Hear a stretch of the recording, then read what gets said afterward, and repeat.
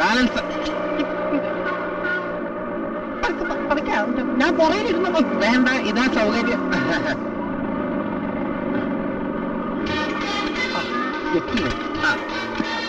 എന്നെ ഒന്ന് സഹായിക്കാം ഒന്ന് ഇറങ്ങാൻ. പിന്നെന്താ?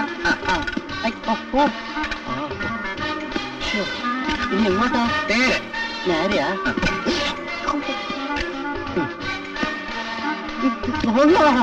വഴിയിലൊക്കെ വേദിച്ചു. അയ്യോ, ഞാൻ സഹായിക്കാം. അയ്യോ അയ്യോ, എന്നാ വടി. എവിടെ എന്നാ ഡോക്ടർ അങ്കിൾ? ഗോത്രങ്ങളെ കെട്ടിയിട്ട സ്ഥലത്ത് തന്നെയാണ് നമ്മൾ എത്തിയിരിക്കുന്നത്. ഡോക്ടർ അങ്കിളിനെ കെട്ടിയിട്ടോ? ഏത് ദുഷ്ടനാണ് ഡോക്ടർ അങ്കിളിനെ കെട്ടിയിട്ടത്? ആ ദുഷ്ടനെയാണ് ഞങ്ങൾക്കും പിടികിട്ടേണ്ടത്. അവനെ കെട്ടിയിട്ട് വേണം ഇടിച്ച് സൂപ്പാക്കാൻ. എന്തേ? ഗ്യാസിന്റെ ഉപദ്രവം അതെന്നേക്കുമായി അവസാനിപ്പിച്ചു തരാം. അവിടെ പിടിച്ചാ.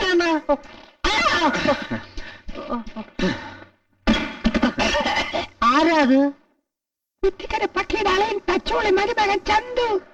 സ്ത്രീ ശബ്ദമാണല്ലോ. ചന്തുവോ കുന്തിയോ? കുന്തം. അതാ ഈ ശബ്ദം.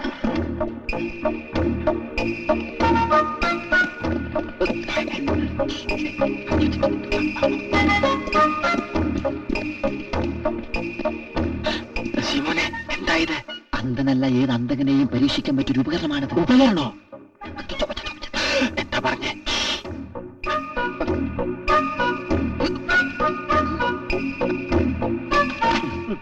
ആരാത്?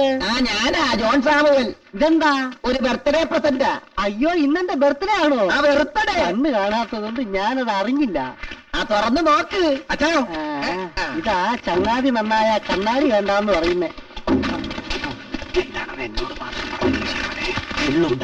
അയ്യോ, കുറച്ച് കുളായിത്തീസ്. ഓ, കുളമാണോ?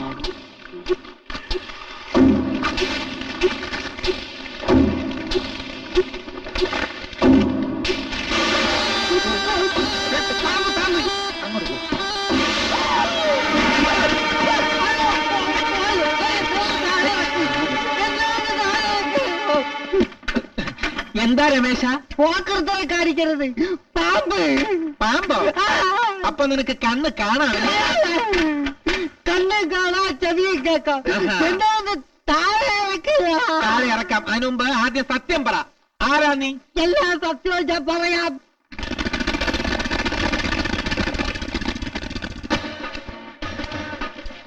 ആ മേനോന്റെ ചെക്കന്റെ പേരെന്താ പറഞ്ഞ്?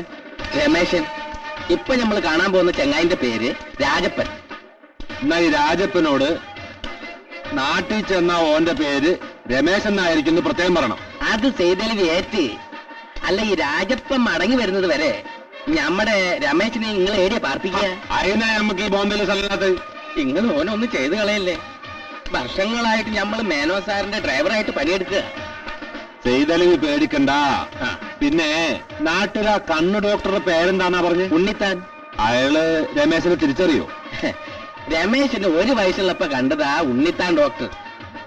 വർഷങ്ങൾ എത്ര കഴിഞ്ഞ് രമേശന്റെ അമ്മയെ പോലും ഓർക്ക് മനസ്സിലാവില്ല എന്ന്. എന്നിട്ടല്ലേ ഇപ്പൊ രമേശൻ. ഇനിയിപ്പോ രാജപ്പത്തിന് സമ്മതിക്കോ?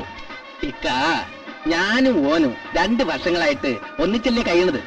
ഓന്റെ പെങ്ങളെ കെട്ടിക്കാൻ 25,000 ഉറുപ്പിക്ക് വേണ്ടി ഓൻ കിഡ്നി വിൽക്കാൻ നടക്കല്ലേ. ഇക്ക വരി. രാജപ്പാ, രാജപ്പാ, ഇത് കരീംബായി.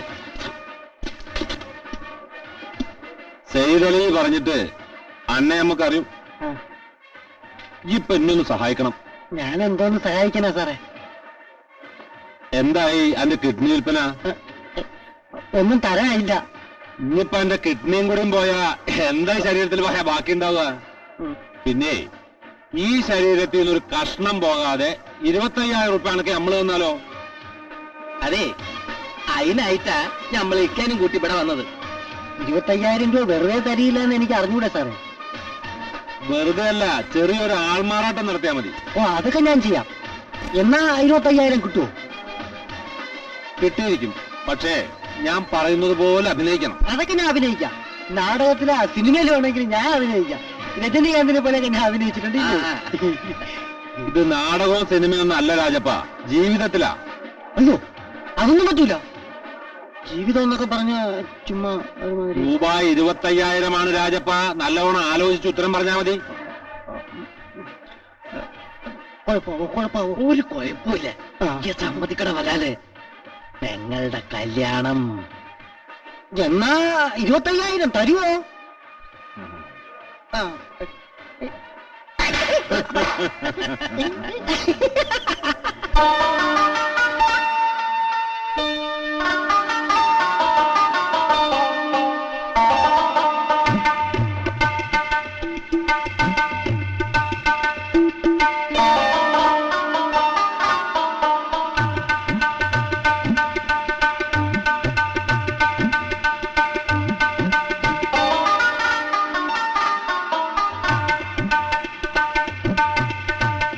മോൻ പേടിക്കൊന്നും വേണ്ട.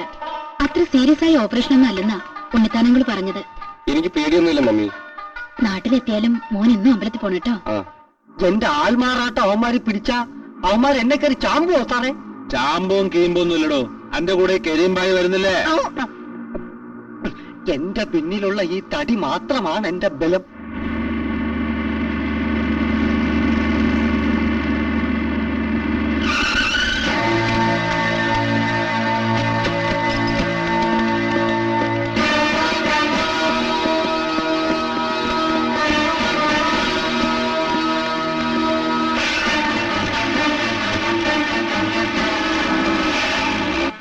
കെട്ടുപ്രായം കഴിഞ്ഞു നിൽക്കുന്ന എന്റെ പെങ്ങൾക്ക് വേണ്ടിയാ ഞാനിതിനെല്ലാം കൂട്ടുനിന്നത്.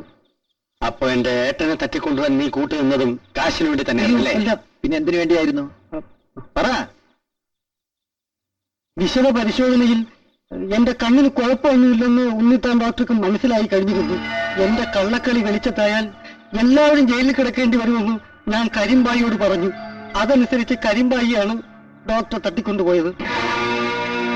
യാദൃച്ഛികമായി നിങ്ങൾ ഡോക്ടർ തട്ടിക്കൊണ്ടുപോകാൻ പ്ലാൻ ചെയ്ത ദിവസം തന്നെയാണ് കരിമ്പായിയും തട്ടിക്കൊണ്ടുപോകാൻ പ്ലാൻ ഇട്ടത്. അമ്മാവൻ അവരെങ്ങോട്ടാണ് തട്ടിക്കൊണ്ടുപോയിരിക്കുന്നത്? എനിക്കറിയില്ല. സത്യം പറ. സത്യമായിട്ടും എനിക്കറിയില്ല.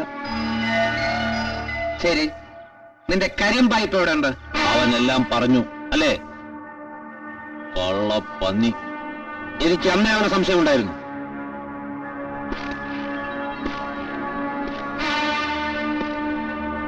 ഇനി ഏതായാലും അവൻ അങ്ങനെ കറങ്ങി നടക്കണ്ട. സാബ് അവന് വേണ്ട, അവൻ ഇങ്ങോട്ട് കൊണ്ടുപോവാ ജീവനോടെ.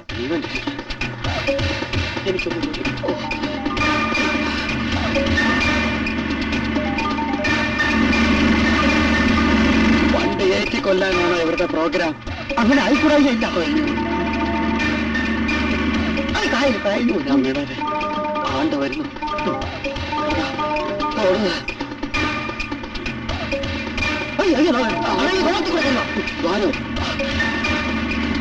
നിക്കടവിടെ, ഞാനും വരുന്നു. അയ്യോ,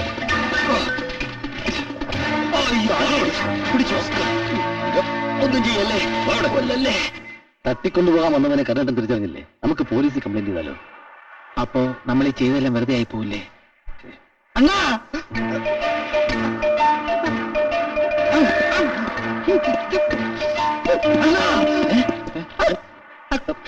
ആ തലയിലൊരു തട്ടൂട്.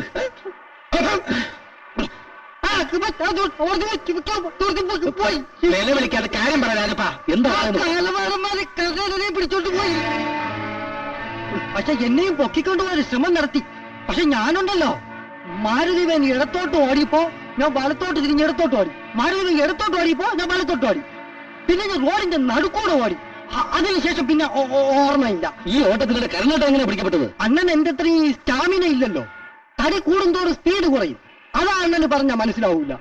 അതുകൊണ്ടല്ലേ ഞാൻ എന്റെ ബോഡി ഇങ്ങനെ മെയിൻറ്റെയിൻ ചെയ്ത് വെക്കുന്നത്. അയ്യോ, അവന്മാര് ഫോളോ ചെയ്യും. നമുക്ക് വീട്ടിൽ വില അറിയിക്കാം. അയ്യോ, അവന്മാര് എന്റെ ചീട്ട് കീറും. അതുകൊണ്ട് എങ്ങനെയും ടിക്കറ്റ് എടുത്ത് എന്റെ നാട്ടിൽ അയച്ചാൽ മതി. ഒന്ന് പറയണ്ട, ഒന്ന് പറ.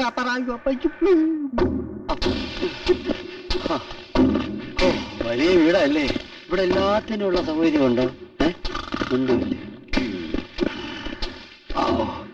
ആ സ്ഥലം കാണാം. ചേട്ടാ, ഞാൻ കണ്ടില്ലേ? എത്തിയതല്ല, എത്തിച്ചതാ. അതൊക്കെ വേദനിക്കുന്നു. എല്ലാരും പിടിച്ചു കിട്ടാൻ നിനക്ക് കരാർ എടുത്തിരിക്കണം. 2 ദിവസത്തിനുള്ളിൽ കാശിന്റെ കാര്യം തീരുമാനമായില്ലെങ്കിൽ രണ്ടിനെയും കസേര അടക്കം കടലെറിയും. കരുണ പറഞ്ഞു നീ കേട്ടോടാ. ചേട്ടൻ എന്നാ കല്യാണത്തിന് സമ്മതിച്ചിരുന്നേ, ഇങ്ങനെ വരിഞ്ഞു കെട്ടി ഇരിക്കേണ്ടി വരുമായിരുന്നോ? കല്യാണോ ഈ കെട്ടിവരലും തമ്മിൽ എന്താടാ ബന്ധം? അല്ലെങ്കിൽ തന്നെ എന്നെ കെട്ടിയിട്ടാലും കടലിൽ താഴ്ത്തിയാലും ഞാൻ ഈ കല്യാണത്തെ സമ്മതിക്കുന്നെനിക്ക് തോന്നുന്നുണ്ടോ? ചേട്ടൻ ആ തമ്പിയെ വെറുതെ തെറ്റിദ്ധരിച്ചതാ. അങ്ങേരോട് ഹരി സംസാരിച്ചു. ചേട്ടൻ കൊടുത്ത 2 ലക്ഷം രൂപ അങ്ങേർക്ക് വേണ്ടി അല്ല വാങ്ങിയത്. അങ്ങേരുടെ അളിയന്റെ വീട് ജപ്തിയിൽ നിന്ന് ഒഴിവാക്കാൻ വേണ്ടി വാങ്ങിയതാ 2 മാസത്തെ കാലാവധിക്ക്. തിരിച്ചു കൊടുക്കുന്നതിന് മുമ്പ് അളിയൻ തട്ടിപ്പോയി ഏട്ടാ. തട്ടിപ്പോയിക്കോട്ടെ, പക്ഷെ എന്റെ വാങ്ങിയ 2 ലക്ഷം രൂപ തിരിച്ചറിയാനുള്ള ബാധ്യത നമ്പിക്കൊണ്ടല്ലോ. അതുകൊണ്ട് അതുകൊണ്ടാണല്ലോ നമ്മുടെ മേഘയെ സ്ത്രീധനം പോലും വാങ്ങിക്കാതെ അങ്ങേരുടെ മോനെ കൊണ്ട് കെട്ടിക്കാവുന്ന സമ്മതിച്ചത്. ആണോ? കരുണോ, ഈ കെട്ടൊന്നും അഴിക്കാൻ വല്ല പണിയുണ്ടോടാ? ഒരു കാര്യം ചെയ്യാം, ചേട്ടൻ ഇതൊന്ന് അഴിച്ചെന്ന് ഞാൻ അതായി